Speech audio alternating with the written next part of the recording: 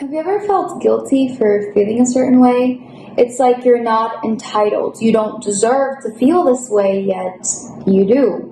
Have you ever been at a crossroads where you feel tired, but you also feel like you haven't done enough? I know I have.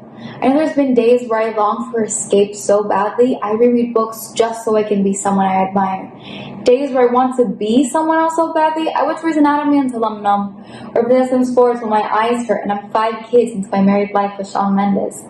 These escapes let me have a break from trying to fit in, from trying to be productive, even from seeming mentally healthy. The truth is, I've spent an insane amount of time during quarantine focusing on productivity, on seeming put together, even on being quote-unquote perfect, that I started to wonder about the amount of pressure and stress I put myself in, and if that was the cause for my dreaded bad days.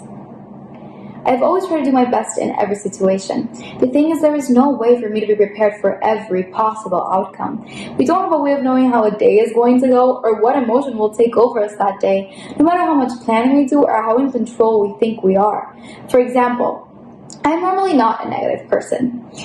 And I know there are people that have even more dire struggles, but when these days come around, I can't help but ask myself, how can I deal with these imperfect, emotionally charged, unproductive days? Well, for starters, we have been taught since the very beginning that eradicating bad feelings is the path to a good life. That we should not allow ourselves to feel down, but that we should push through it. And while yes, we should always be resilient and we should never let ourselves get completely swarmed with negative emotions, the only way to actually let these negative emotions go is actually feeling them, which is something we tend to not allow ourselves to do. And that is what we call our bad days. In the 2020 Yearly Stress Survey, the American Psychology Association found out that 2 out of every 3 parents say that coronavirus has severely disrupted their children's plans for the future. They also say that, quote, the United States is facing a national mental health crisis that could yield serious health and social consequences for years to come. This, if anything, helps us understand how we're not the only ones that feel pressured, lost, stressed, and overwhelmed. In fact, it helped us see how the pandemic has actually heightened all of these feelings for everyone. Well, the whole country of the United States.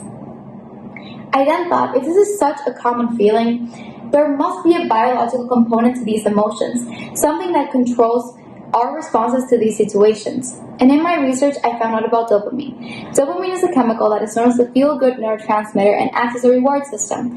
Dopamine motivates people to take action toward goals, desires, and needs, and it's just a surge of reinforcing pleasure once they've been accomplished.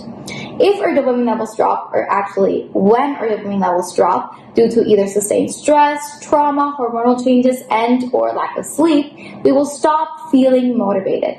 It is possible that increases in stress, such as those a world pandemic can cause, can affect how our bodies regulate themselves at a hormonal level and cause our dopamine levels to drop. Think about it. There's a sustained stress that is caused not only by our own pressures and the uncertainty of the pandemic, but also the media's toxic obsession with perfectionism, happiness, and aesthetics that is constantly shoved in our faces, especially during lockdown. All of these things cause a lowering of dopamine levels, which scientifically makes us stop feeling like we want to do things and view activities as useless and unnecessary.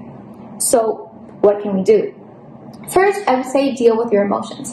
According to the Better Health channel, our world focuses on happiness and treats unhappiness as unnecessary or useless feeling. But sadness can actually slow you down and make you really think about important aspects of your life. In other words, being sad doesn't mean you're not coping with the situation, rather that you've come to terms with that situation and moved on. It is an important emotion that can help you adapt, accept, focus, persevere, and grow. So eat that type of ice cream, watch your favorite comfort movie, cleanse your mind between emotions just like you would your palate between meals.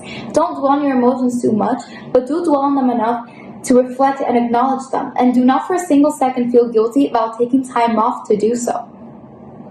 Because the truth is, the ongoing pandemic is like a psychological stress test for the entire world. It's one of the few things that we're all struggling with, and what is scariest about it is the uncertainty. The unknown is and has always been scary and stressful, and experiencing this emotion plus all the other ones, wanting to be perfect, feeling like you have to succeed, and overexerting yourself to be the best version of you even when you don't feel like it, is an emotional stress load that will break you. Don't be ashamed to take time to fix yourself. We all want to be better, and sometimes we just don't know how, and that is okay, because during the bad days, we should always remind ourselves that a day is just 24 hours long. Bad days are temporary and they're not here to stay. I know this for a fact because there are days where I cry because of how grateful I am, that I love my life, that I'm able to look up at the stars, days when the books don't feel like escapes and the TV shows and movies don't make me numb but make me giddy. So each bad day that passes is a vow to my future self that I am taking care of me and that I will be ready for whatever is to come. Uncertainty, stress, and feeling like you have no idea what you're doing might just be the whole point of living a human life. After all, there can be no sunshines and rainbows without any rain, and life can always be sunshines and rainbows because otherwise we wouldn't truly appreciate it. In conclusion, there is no use in our feeling guilty about having bad days. Our dopamine levels are not in our control, which is why the best way to treat these days is to accept them, take it easy, breathe through them, and take time to fix yourself. Prioritize health over productivity because productivity and perfectionism do not equal a good life.